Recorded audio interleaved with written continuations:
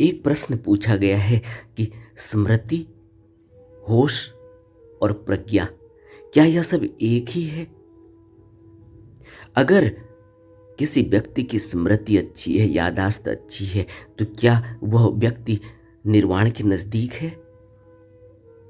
क्या वह व्यक्ति को निर्वाण जल्दी घट सकता है? यह एक अच्छा प्रश्न है और सांसारिक रूप से हर व्यक्ति के जरूर ख्याल में आता होगा कि अगर हमारी स्मृति अच्छी होती, याददाश्त अच्छी होती, तो हम बुद्ध के वचनों को कंठस्थ कर लेते। याददाश्त हमारी अच्छी होती तो हम, जैसे पंडित लोग सारे मंत्रों को याद करके रखते हैं या ज्ञानी लोग सब याद करके रखते हैं, वैसे अगर हम भी होते तो शायद हम निर्वाण हमें जल्दी घट जाता। लेकिन यह एक भ्रांति है, इसमें कोई हकीकत नहीं है। यह क्यों भ्रांति है, इस पर बात करते हैं।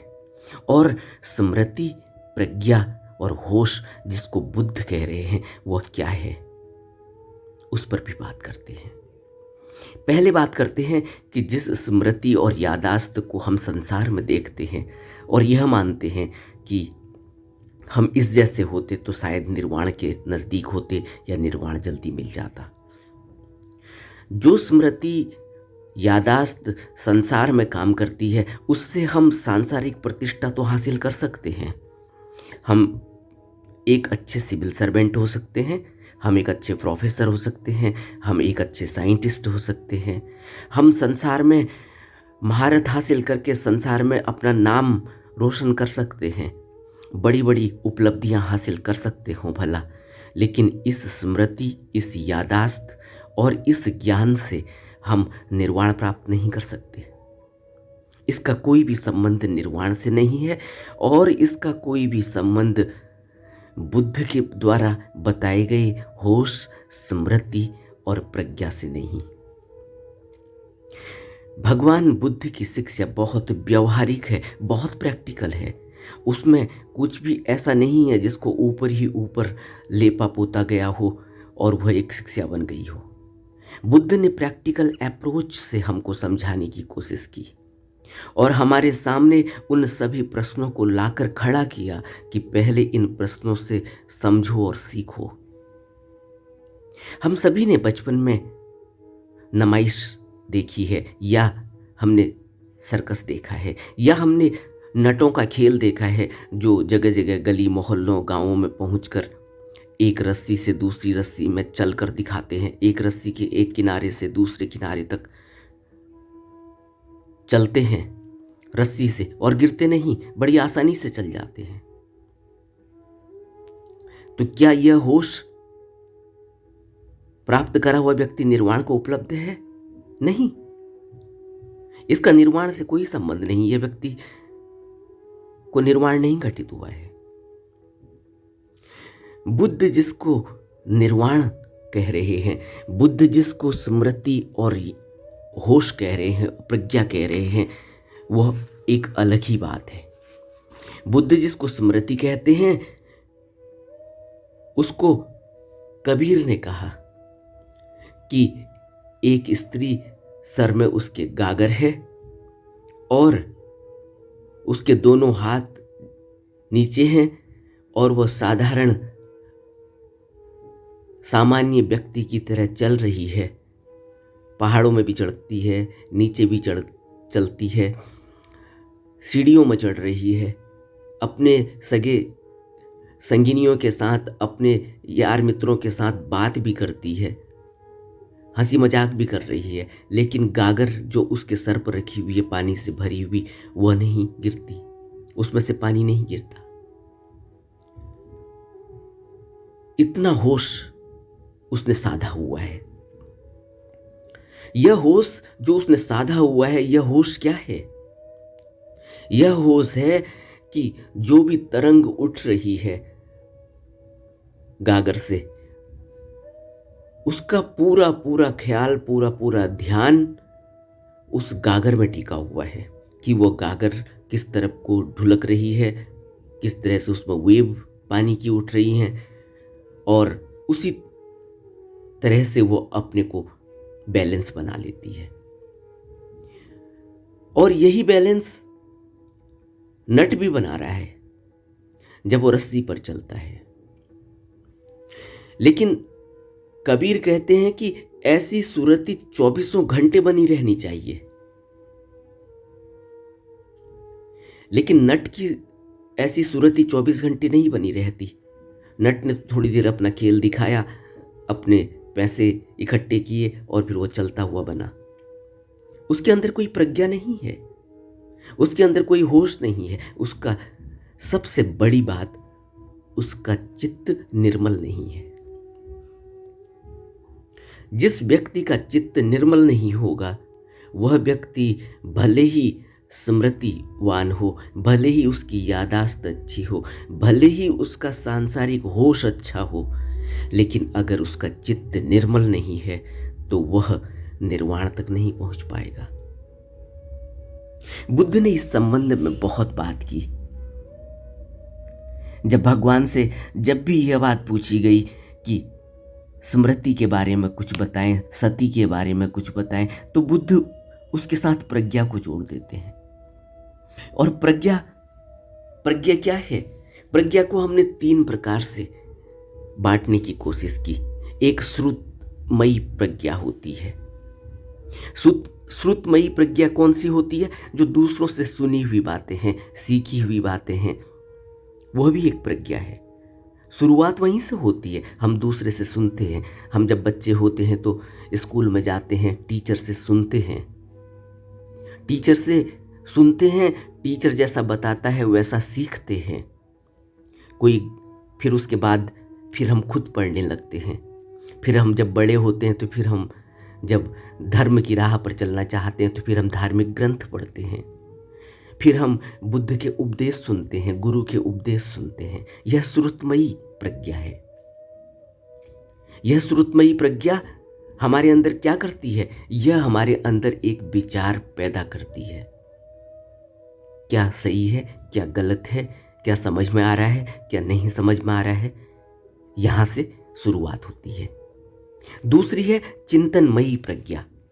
चिंतनमयी प्रज्ञा कौन सी होती है? जब व्यक्ति सीखी हुई, सुनी हुई बातों को, पढ़ी हुई बातों को, धार्मिक ग्रंथों को पढ़कर, उपदेशों को सुनकर उस पर सही और गलत का तर्क ढूंढने की कोशिश करता है, तर्क जगता है।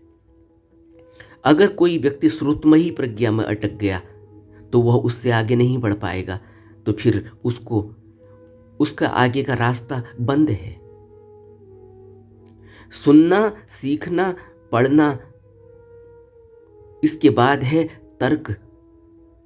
तर्क को हम कहते हैं चिंतनमयी प्रज्ञा। चिंतन पैदा होता है कि सच क्या है, झूठ क्या है, जीवन क्या है, मृत्यु क्या है, जो इसमें लिखा गया है वो मेरे समझ में कितना आ रहा है, उसकी हकीकत क्या है, वह गलत है, वह तर्कसंगत है। वो बौद्धिक स्तर पर चिंतन करता है अब, और चिंतन के बाद स्वीकार करता है। इसको हम कहते हैं चिंतनमयी प्रज्ञा। और इसके बाद एक और प्रज्ञा होती है, भावमयी प्रज्ञा। बुद्धि की गहराइयों से अपने सबकॉन्शियस माइंड को पूरी तरह से काबू कर लेना। एक व्यक्ति सिगरेट पीता है, सबकॉन्शियस में चली गई है सिगरेट, आदत का रूप ले चुकी है। या कोई व्यक्ति गाली देता है, या कोई व्यक्ति क्रोध करता है, या व्यक्ति कोई और वासना करता है, सबकॉन्शियस में बैठ गया है, सब कुछ बहुत गहरे में अंदर बैठा हुआ है। फिर क्या होता है?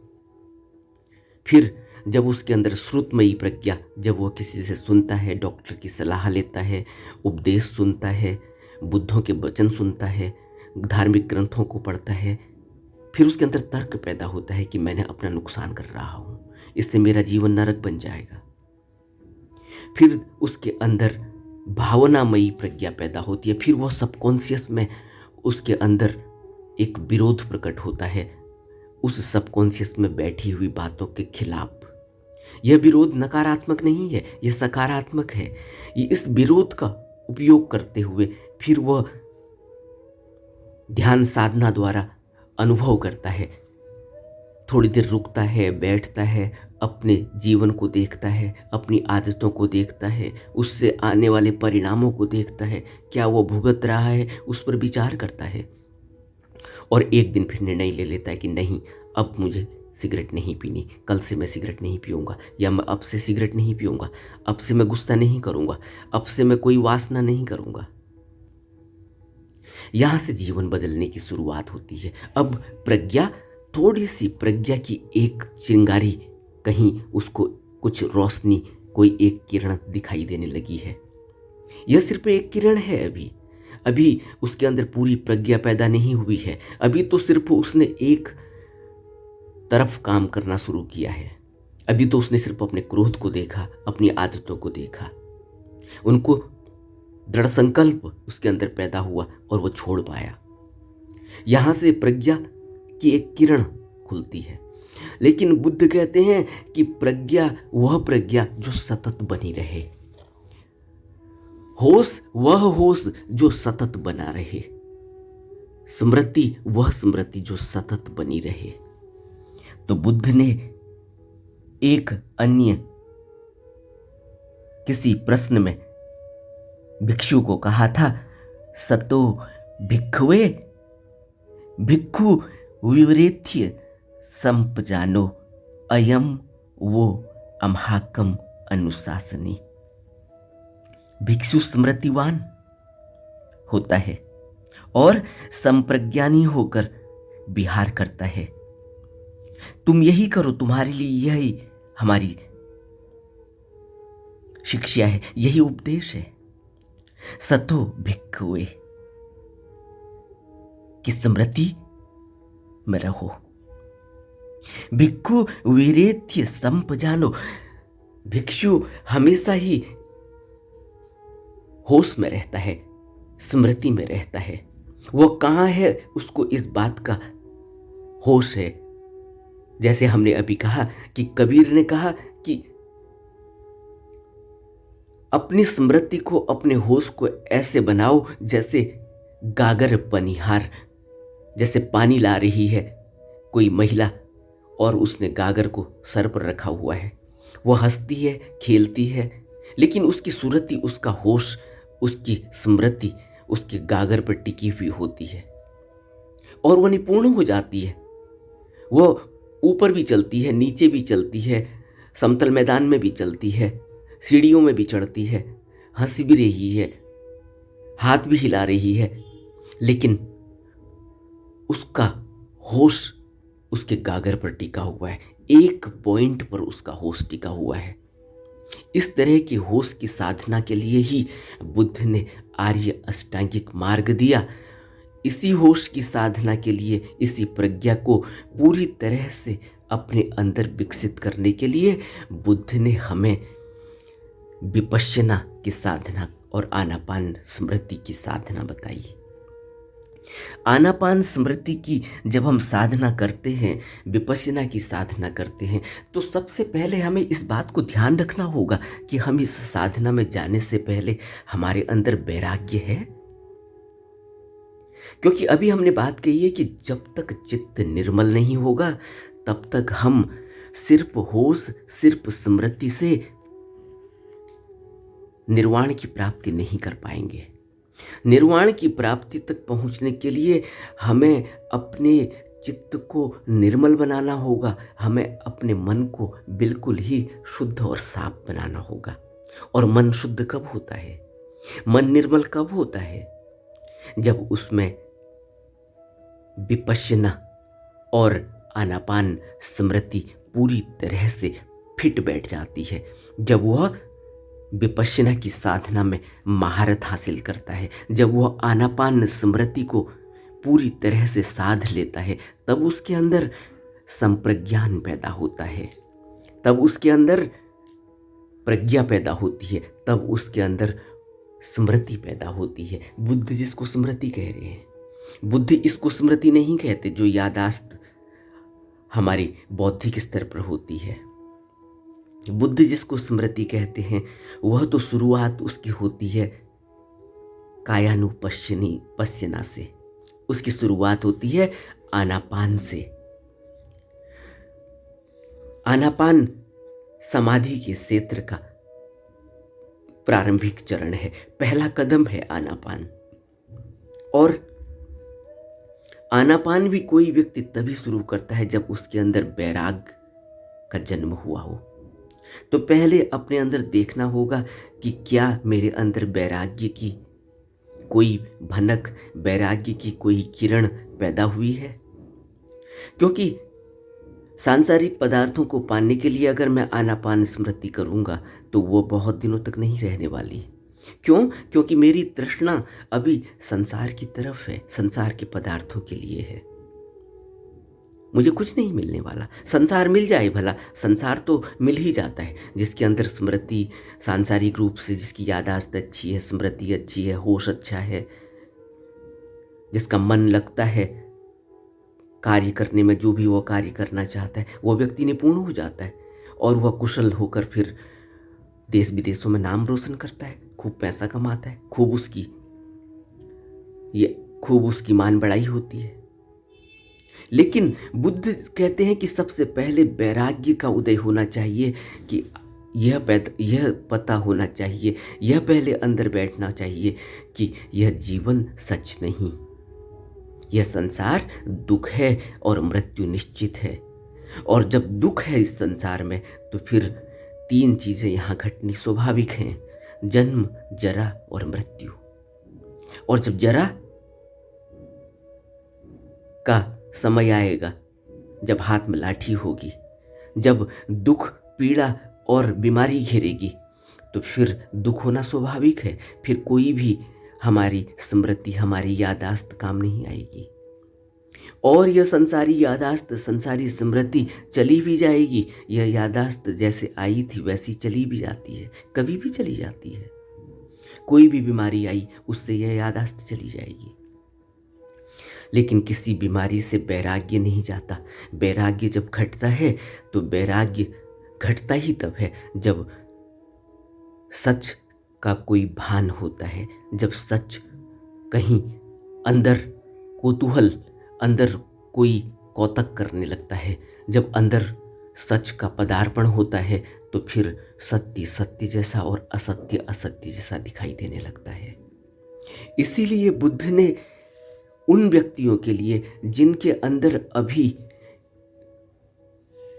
वैराग्य का जन्म नहीं हुआ, उनको कहा कि वह पहले शमशान में जाकर देखें, वह पहले इस काया से और इस काया के भोगों से ऊपर उठें, इस संसार के भोगों से ऊपर उठकर देखें कि हकीकत क्या है इस संसार की। इसलिए बुद्ध ने जो शब्द इस्तेमाल किया है वो है इरियापथ। इरियापथ से शुरुआत करनी होगी। और इरियापथ क्या होता है? इरियापथ होता है कि उस व्यक्ति को पहले वह वैराग्य का उदय करे अपने अंदर। और वैराग्य का उदय कहाँ से होगा? वैराग्य का उदय होगा जब उसको हकीकत सामने नजर आएगी।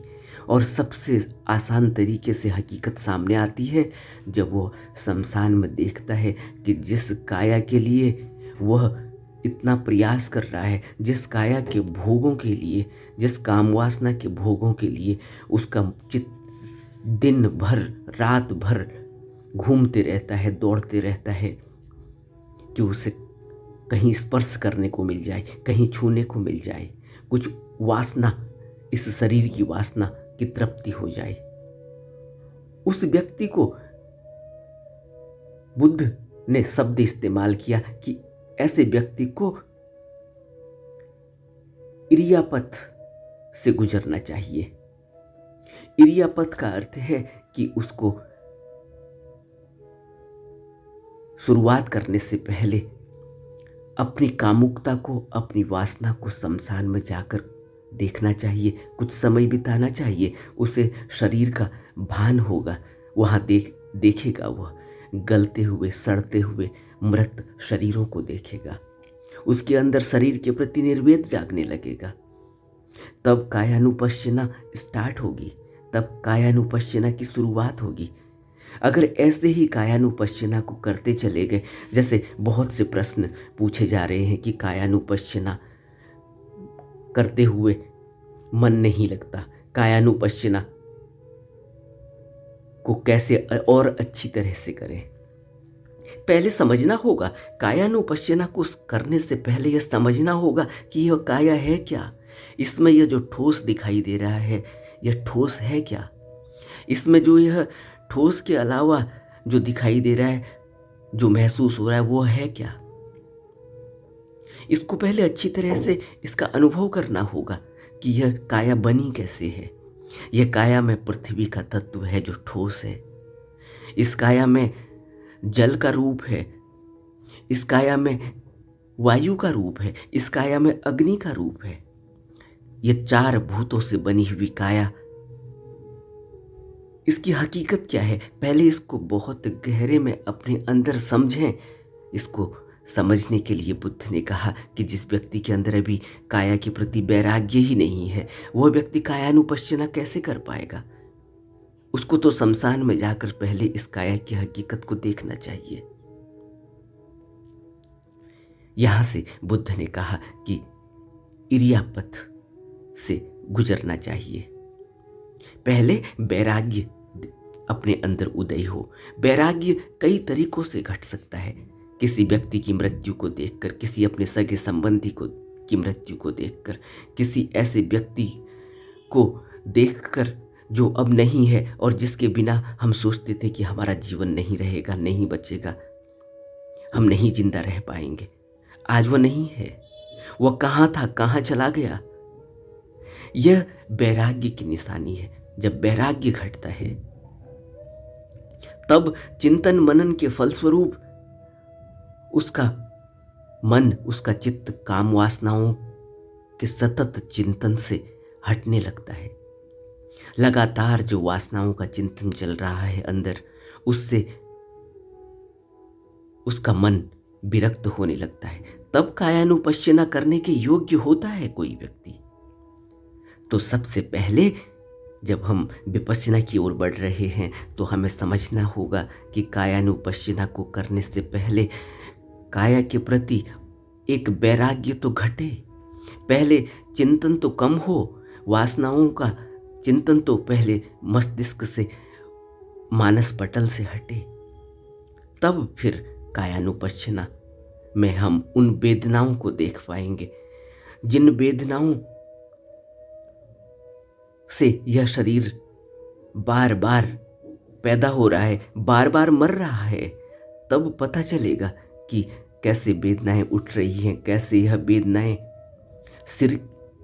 सिर के सिरे से लेकर पांव की अंगुलियों तक और पांव की अंगुलियों से लेकर सिर के सिरे तक यह वेदनाएं उठ रही हैं। इनका फिर व्यय हो रहा है, फिर यह पैदा हो रही है, फिर इनका व्यय हो रहा है। तो यह हमें बहुत अच्छे तरह से फिर महसूस होने लगता है। और जितने गहरे तरीके से हम इन वेदनाओं को अपने अंदर महसूस कर पाएंगे, तब हमारे अंदर स्मृति पैदा होगी, वह स्मृति जो 24 घंटे रहती है। जब हम कायानुपश्यना की बात कर रहे हैं तो 24 घंटे कायानुपश्यना की स्मृति हमारे अंदर होगी, और उस स्मृति से, उस होश से हमें 24 घंटे हमारे काया में क्या वेदनाएं चल रही हैं, किस भाग में क्या पीड़ा चल रही है, क्या पैदा हो रहा है, क्या व्यय हो रहा है, उसका, उन तरंगों का हमें पूरी तरह से होश होगा। और तब यह होश होगा कि मैं क्या हूं।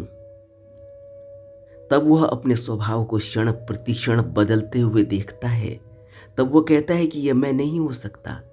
तब वो कहता है कि यह मेरी आत्मा नहीं हो सकता, यह मैं नहीं हो सकता, यह मेरा नहीं हो सकता, यह नित्य नहीं हो सकता, यह शाश्वत नहीं हो सकता, यह ध्रुव नहीं हो सकता। साधक की स्मृति क्षण प्रतिक्षण इस सच्चाई में प्रतिष्ठापित होती चली जाती है कि परमाणुओं का केवल एक पुंज है जो उत्पन्न हो रहा है, नष्ट हो रहा है, फिर उत्पन्न हो रहा है, फिर नष्ट हो रहा है, फिर वेदनाएं उठ रही हैं, फिर तरंगें उठ रही हैं। और यह उत्पाद व्यय कितनी शीघ्र गति से चल रहा है, इसकी उसे अनुभूति होने लगती है। यहां होश और स्मृति पैदा होती है। यह होश और स्मृति वह नट वाली नहीं है, वह करतब दिखाने वाले व्यक्ति की तरह नहीं है जो रस्सी पर चल रहा है हाथ में डंडा पकड़कर थोड़ी देर के लिए, फिर उस बेहोश हो जाता है, फिर वो वासनाओं में लग जाता है, उसका चित्त फिर मैला है, फिर वो मांस खाता है, फिर उसका चित्त मैला है, फिर वो गुस्सा करता है, फिर वो लड़ाई झगड़ा करता है, मारपीट करता है।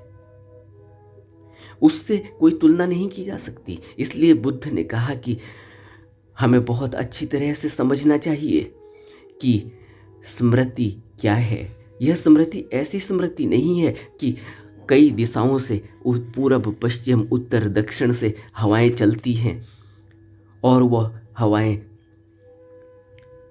तेज भी होती हैं, मंद भी होती हैं, उनमें धूल भी होती है, वह स्वच्छ भी होती है, वह गर्म भी होती है, वह ठंडी भी होती है और थोड़ी देर में आकर चली जाती हैं। आकाश में सदा बने रहने के लिए नहीं आती हैं और फिर चली जाती हैं। ऐसे ही शरीर पर होने वाली तरह तरह की वेदनाएं भी आती हैं और चली जाती हैं। शरीर पर स्थायी रूप से टिकने के लिए कुछ भी नहीं आता। तो अगर हमारी स्मृति, हमारा होश इस शरीर तक ही टिका हुआ है, तो फिर यह स्मृति, यह होश हमें सांसारिक रूप से कुछ दे जाए भला, लेकिन हमें यह निर्वाण तक नहीं पहुंचाएगी। यह स्मृति, यह होश हमें निर्वाण तक नहीं ले जाने वाली। निर्वाण तक पहुंचाने के लिए स्मृति में प्रज्ञा का होना आवश्यक है। इसको बुद्ध ने कहा कि प्रज्ञा जब पैदा होती है तो वह प्रज्ञा में दृढ़ संकल्प भी होता है और वह प्रज्ञा में सम्यक दृष्टि भी होती है और वह प्रज्ञा के अंदर इतना अंदर होश होता है, अपने अवचेतन मन को पूरी तरह से देख लेना और अवचेतन मन में लगे हुए संस्कारों को सम्यक दृष्टि से अनुभव करना, देखना और उन संस्कारों का दृढ़ संकल्प के साथ पीछा करना और उन संस्कारों को, उन आदतों को, उन कर्मों के जो भी संस्कार लगे हुए हैं, जो भी विचार और भाव उठ रहे हैं, उनको तब तक देखते रहना जब तक उनका प्रहाण न हो जाए। इसको बुद्ध ने भावना ध्यान कहा। और यह प्रज्ञा कौन सी है? यह प्रज्ञा वह प्रज्ञा है जो उठ रहे संस्कारों को, उठ रहे अवचेतन मन में भाव और विचारों को कर्म तक पहुंचने से पहले ही प्रहाण कर देती है। यह प्रज्ञा और स्मृति जब होती है तब व्यक्ति असली स्मृति को पैदा होता है, समाधि को पैदा होता है। तब उसके अंदर निर्वाण की तरफ बढ़ने के लिए बल मिलता है, बल पैदा होता है। तब उसकी समाधि में मन उसका लगने लगता है, तब उसका ध्यान में मन लगने लगता है। यह यहाँ तक की बात है। यह ऐसा नहीं है कि कोई व्यक्ति सांसारिक रूप से स्मृति उसके अंदर है, होश उसके अंदर है, सांसारिक रूप से बहुत उसके अंदर यादाश्त है, वह सांसारिक रूप से बहुत सीधा आदमी है, वो गुस्सा भी नहीं करता सांसारिक रूप से, वह जो मर्जी करता हो संसार में, लेकिन उसका चित्त निर्मल नहीं। क्योंकि चित्त निर्मल होता ही ध्यान से है और ध्यान पैदा होता है तब जब हमारे अंदर प्रज्ञा पूरी तरह से खिल चुकी हो। और प्रज्ञा खिलती है तब पूरी तरह से हमारे अवचेतन मन में लगे हुए संस्कारों का प्रहाण होता है, हमारे अंदर भावना ध्यान घटित होता है। फिर हम सामने उठ रहे अपने हर विचार को पकड़ते हैं। तो यह प्रश्न जो है, इस प्रश्न का कोई भी संबंध निर्वाण प्राप्ति के लिए कोई अग्रसर है या निर्वाण प्राप्त कर चुका है या निर्वाण उसको जल्दी घटित हो जाएगा, उस व्यक्ति को, जिस व्यक्ति के अंदर सांसारिक रूप से स्मृति है, सांसारिक रूप से वह उसकी यादाश्त अच्छी है, उसके अंदर इंटेलेक्ट अच्छा है, उसके अंदर बहुत ज़्यादा कुशलता है, इसका कोई भी संबंध निर्वाण से नहीं, इसका कोई भी संबंध बुद्धत्व से नहीं। बुद्धत्व के लिए तो वहीं से स्टार्ट करना होगा, जब वैराग्य का उदय होगा, जब मेरे अंदर प्रज्ञा का जन्म होगा। जैसे बताया 3 प्रकार की प्रज्ञा, वो तीनों प्रकार की प्रज्ञा, श्रुति प्रज्ञा, पहले सुनता है, पढ़ता है, फिर उसके अंदर चिंतामयी प्रज्ञा पैदा होती है, उसके अंदर चिंतन पैदा होता है, चिंतामयी प्रज्ञा। उस चिंतन से फिर उसके अंदर तर्क जगता है कि क्या अच्छा है, क्या बुरा है, क्या समझ में आ रहा है, क्या नहीं आ रहा है, क्या करना है, क्या नहीं करना है। फिर भावनामयी प्रज्ञा, भावनामयी प्रज्ञा से वह अपने अवचेतन मन को देखता है, उस अवचेतन मन में लगे हुए संस्कारों को देखता है, आदतों को देखता है, अपनी इच्छाओं, तृष्णाओं, वासनाओं, कामनाओं को देखता है, फिर उनका प्रहाण करता है। प्रज्ञा के थ्रू यह सब होता है। इसलिए बुद्ध ने कहा, बुद्ध ने सिर्फ स्मृति की बात नहीं की। जहाँ भी बुद्ध से पूछा गया, भगवान से जब भी कभी भिक्षुओं ने इस बात, स्मृति की बात की, सती की बात की, तो बुद्ध ने सती के साथ संप्रज्ञान को भी जोड़ दिया, प्रज्ञा को जोड़ दिया। तभी बुद्ध ने कहा, सत्तु भिक्षुवे भिक्षु वीरेथ्य संपजानो अथम वो अमहाकम अनुशासनी। अनुशासन में रहना होगा, शील के नियमों का पालन करना होगा और स्मृति को संप्रज्ञा में लाना होगा। 2400 घंटे होश बना रहना चाहिए। कैसे बनेगा? कायानुपश्यना को पूरी तरह से उतरना होगा, वैराग्य को धारण करना होगा, अपनी वेदनाओं को, पीड़ाओं को, तरंगों को, परमाणुओं के इस पुंज को पूरी अच्छी तरह से इसको साफ साफ देख लेना होगा। फिर उसके बाद वेदनानुपश्यना में वेदनाओं को देखना होगा, फिर चित्तानुपश्यना में चित्त के अंदर उठ रही वेदनाएं, पीड़ाएं, भावनाएं, जिसको अभी हमने बात करी कि प्रज्ञा से अपने अंदर उठ रही भावनामयी भावनाएं दिखने लगती हैं। भावनामयी प्रज्ञा से यह भावनामयी प्रज्ञा पैदा होती है, फिर हम चित्तानुपश्यना करते हैं और इस भावनामयी प्रज्ञा से ही फिर हम धर्मानुपश्यना करते हैं, फिर हमें उठ रहे धर्म को देखते हैं, किस तरह से विषय उठ रहे हैं, किस तरह से उनका प्रहाण हो रहा है, किस तरह से तरंगें उठ रही हैं, उनका प्रहाण हो रहा है। यह होश, यह स्मृति 2400 घंटे बनी रहती है। भिक्षु निद्रा में भी यह सब अपने अंदर स्मृति में सब महसूस कर रहा होता है। इसको बुद्ध ने स्मृति, होश और प्रज्ञा कहा। यह स्मृति, होश और प्रज्ञा का कोई भी संबंध सांसारिक यादाश्त, स्मृति, कुशलता, इंटेलेक्ट से नहीं, इसका कोई भी संबंध नहीं। इससे सांसारिक यादाश्त से, सांसारिक इंटेलेक्ट से, सांसारिक कुशलता से निर्वाण का कोई भी संबंध नहीं। जब तक प्रज्ञा का उदय न हो, जब तक होश और स्मृति 2400 घंटे न बनी रहे, जब तक वैराग्य का उदय न हो, तब तक निर्वाण की ओर कदम नहीं बढ़ सकता। नमो बुद्धाय।